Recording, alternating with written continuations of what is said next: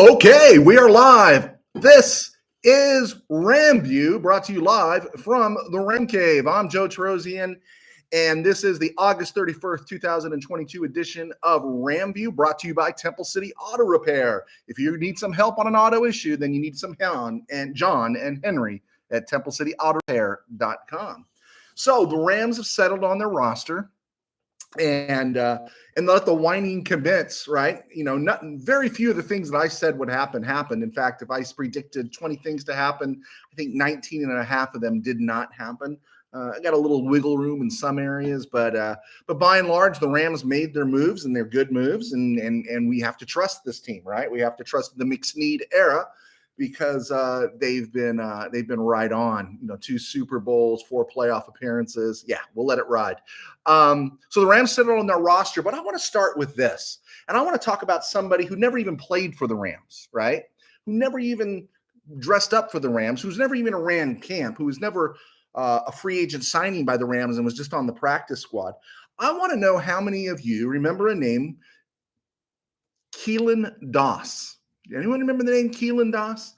Keelan Doss in 2019 was the Nelson Spruce winner for the then Oakland Raiders. If you remember that name, Keelan Doss, he was a wide receiver. He was an undrafted free agent. He was 6'3", 215 out of UC Davis. Wasn't drafted, and the Raiders signed him, and he had a monster preseason. In fact, the Raiders receiving corps seemed so thin at the time, Doss seemed to be a lock. And for some reason, between my guy Matt Katikian in Glendale, my friend Bill Alajaji down the road from him, and Paul Barraza, I'm surrounded by Raider fans, and all the Raider fans loved Keelan Doss. You know who Keelan Doss was? Keelan Doss was the 2019 version of Lance McCutcheon. Really interesting, undrafted free agent, big receiver, made contested catches.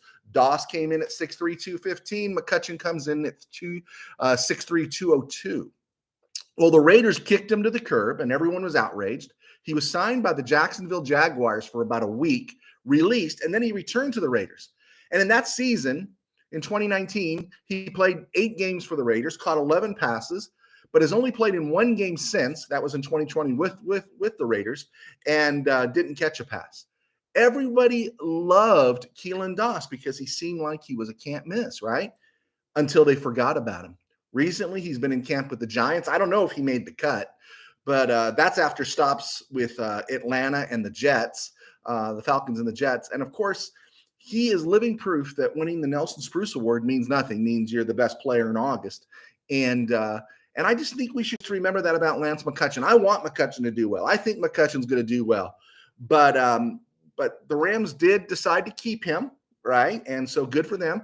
And I was sorry to see Jacob Harris go. Now, of course, he's been re-signed to the practice squad, and I think they knew that Jacob Harris had a better chance of passing through waivers than Lance McCutcheon did.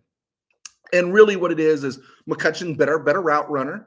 And the truth is that, Harris hasn't been available, and McCutcheon has been available. Right. And so that's probably the key thing right there. And Harris has some more development to do. And fortunately, the Rams were able to slip him through, and he's back on the practice squad. So good for them. And he's on the exemption list. I believe that's the exemption list. I believe that allows the Rams to bring him up and down almost at Philly's on that list too.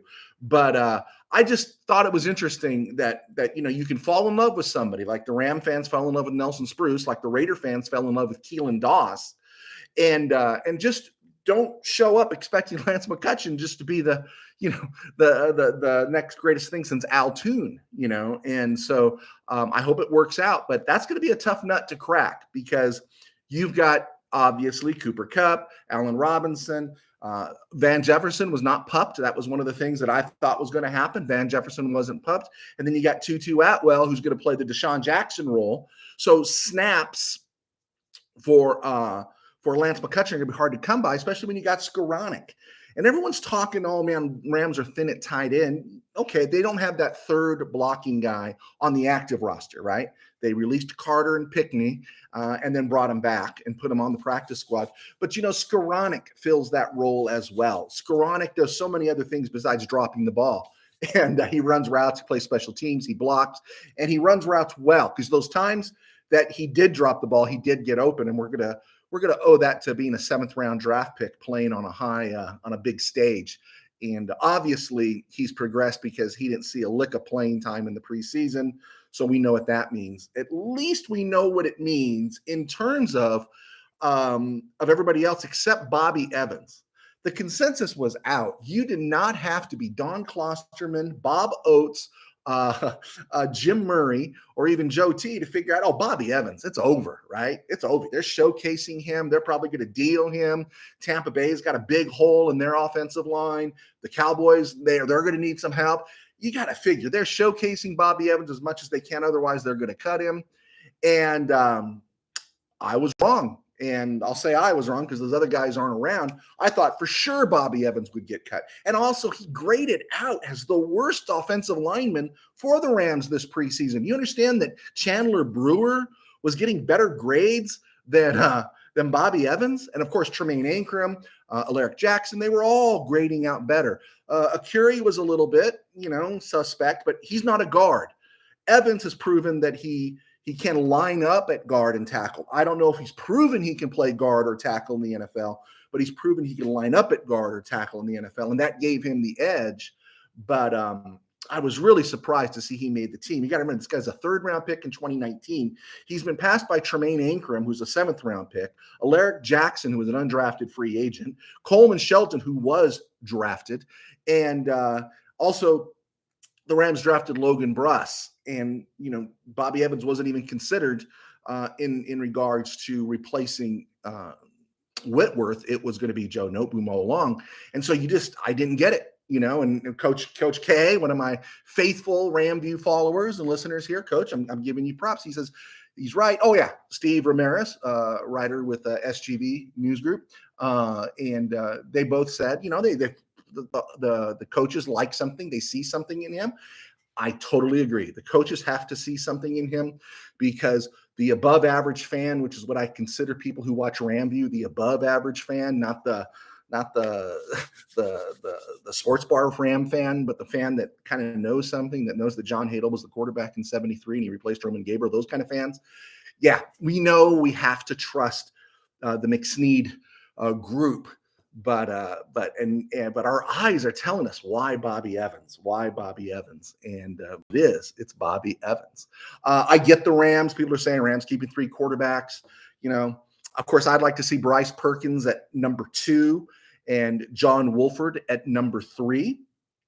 But either way, the Rams kept three quarterbacks, and I think Perkins offers something. I do agree. A lot of people have said offers something as a scout team quarterback. He presents as a mobile quarterback for when the Rams got to prep for maybe a Trey Lance or a Kyler Murray or Josh Allen or Lamar Jackson or somebody down the road. Totally get it.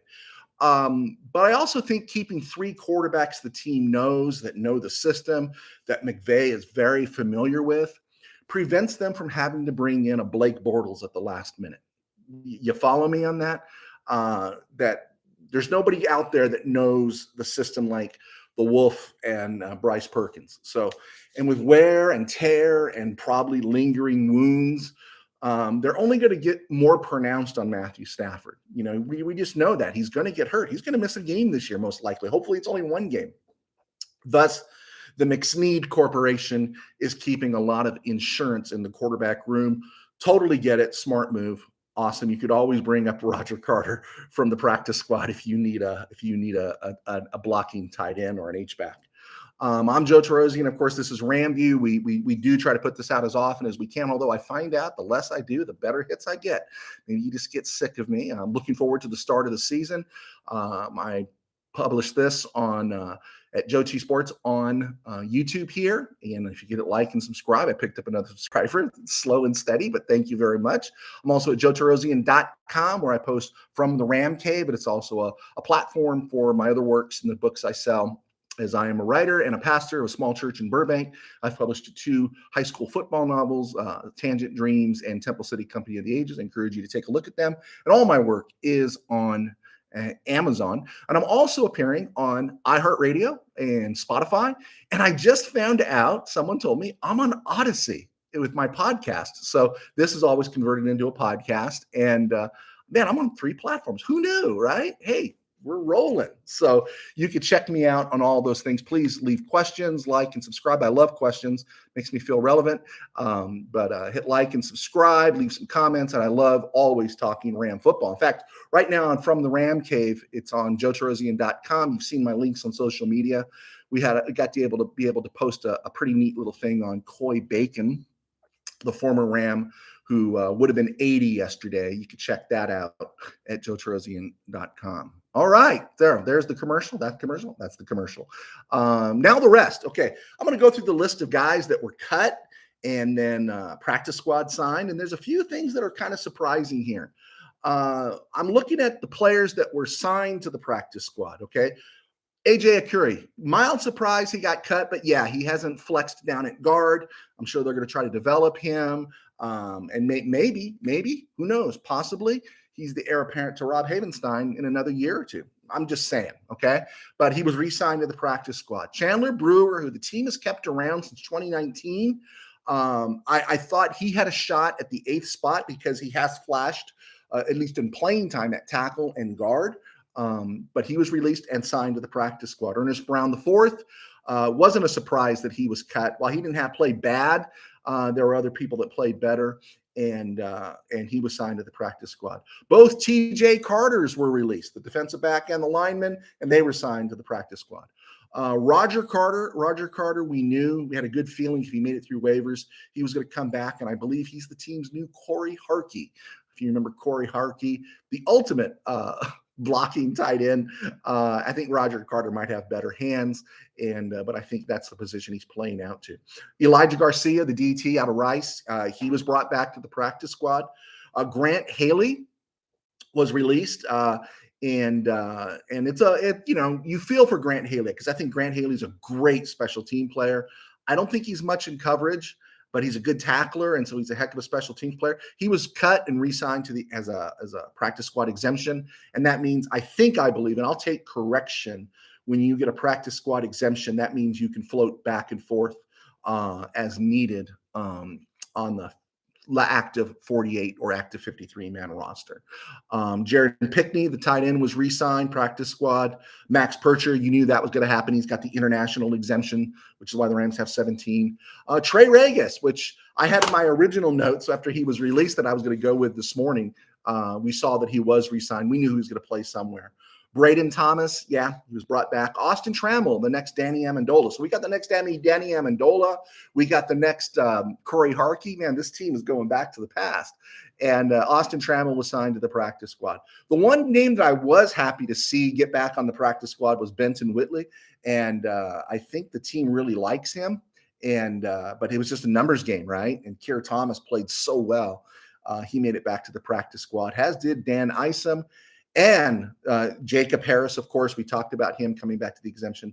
And then Jeremiah Colon, who started every game at center and has yet to play an NFL snap. And he's been with the club since 2018. He's out of San Jose State. I believe it's San Jose State. You hope the best for him. But honestly, if we're seeing Jeremiah Colon, we could have some problems because that means Brian Allen is hurt and Coleman Shelton. So throwing those names out there. Now, here are the names that did not appear has re-signed on the practice squad, and I don't know if any of them were claimed yet. I'm sure we'll know. Everything's kind of fluid until kickoff on Thursday the 8th. But Landon Akers, not a surprise that he was cut. And, with Austin Trammell around, they're bringing back Jacob Harris. There's just no room for the kid. And so Landon Akers goes the J.J. Koski route, and he was not re-signed. Jake Gervais, special teamer galore. He had a lot of run there at the inside linebacker spot, the off-ball linebacker spot, and he moves well because he's a former safety, and he's just another version of Grant Haley, right? He's a great special teamer, good tackler, but there's no room for him right now when you've got Bobby Wags, Ernest Jones. You got Traven Howard still hanging around. He's going to come back, and you got Christian Roseboom, and of course Jay Kummel, who we'll get to. Jake Gervais was not re-signed. Tyler Hall, defensive back, was not re-signed. And Deron Lowe, we knew, you had to know with the Rams, a cornerback room, that Deron Lowe, it was already curtains for him when they went to Cincinnati. And then he dropped that certain pick six early on in the game, and it's like he missed his chance, right? He missed his opportunity. Hopefully, some team will pick him up. And then the other guy that went bye bye was the undrafted free agent Jack Snyder. He was the tackle out of San Jose State who actually got snaps at center, and I think he played some guard as well. I think he played some left guard last week, and they gave him a shot. And as of right now, I don't see him re-signed. And then the one that is kind of surprising, but maybe not, was last year's seventh round pick sensation Chris Garrett, the D2 kid. And who doesn't like Chris Garrett, right? Who doesn't like a good D2 story? I was hoping for him, but Kerr Thomas just played well, right? He just played super well, and honestly, Chris Garrett to me looked like a buffed up safety. He didn't look that big. So holding the edge, he looked thin, and so I wasn't surprised he was cut. But it sends a message that the Rams did not bring him back to the practice squad. So good luck to Chris Garrett, as he was not re-signed, at least as of now. Jake Hummel, the undrafted free agent, made the team, and at least until Trayvon Howard comes back. And then you'll have to see whether it's Hummel or Roseblum. And if Hummel gets a chance to excel anywhere and Roseblum in anywhere, comes up short or gets nicked up, it will be one of those two guys, because I think the Rams are going to activate Trayvon Howard when he's ready. Kerr Thomas, yeah, he's the guy on the depth chart there with Justin Hollins, Terrell Lewis, and such, and Leonard Floyd, and at the defensive end or edge spot, Daniel Hardy. His play made it really difficult, and his build also made it really difficult to keep Chris Garrett. But Daniel Hardy's on the PUP list. He'll be back in 4 weeks. I saw some stuff out there screaming that the Rams should sign Sony Michel as we come to the 17-minute mark. Hey, who doesn't like Sony Michel? And I think if you go back and you look at the great throw at the end of the Tampa Bay game where, it was the half blitz that somehow Tampa Bay couldn't put together.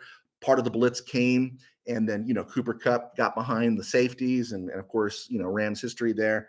Stafford hits them, secure the game. Matt Gay kicks the field goal. Rams go to the NFC Championship game, right? I think what we forget, what's often forgot, is that of the player who did blitz, the running back who picked it up, and I'll take correction on this, but it was Sony Michel. Sony Michel picked up that block as Bryce Hopkins set the seal block on the fourth down jet sweep in the Super Bowl that Cooper Kupp converted late in the fourth quarter. But I love Sony Michel. Got no reason not to like Sony Michel, and he's a free agent. But Sony Michel, he's just not going to come back to the Rams until somebody gets hurt, right? And if he's available, I have to believe he'll get a phone call. But right now, Jake Funk, special teams guy, he can return kickoffs if needed. He's more valuable. He's younger. He's cheaper, and you get more clicks out of him. I don't think you're going to bring Sony Michel back and then dump Jake Funk, and then you're not going to run Sony Michel on special teams. Do you think Sony Michel wants to play special teams at this point in his career? So no, I don't think there's anything wrong with keeping Jake Funk. And then when inevitably it does happen, because all three Rams running backs were injured this offseason without seeing down of active football, then maybe Michel gets the call. And then finally, there will be a point, and I say this because we were saying this in 2020, and now he's a couple years older and everything. But there's going to be a point this season when you're going to scream, "Why are they playing Troy Hill?" Okay, why are they playing Troy Hill? And at some point, I'm going to gloat. Okay, there we go. I'm going to talk trash at that moment. Because I don't know if a player gets better 2 years later. In the season in between in Cleveland, he wasn't very good, and now we're penciling him in as the slot corner. Now maybe he's the best slot corner on the team at this moment. I hope he does well, but at some point people are going to be screaming, "Why did we keep Troy Hill? Why did we trade for Troy Hill?"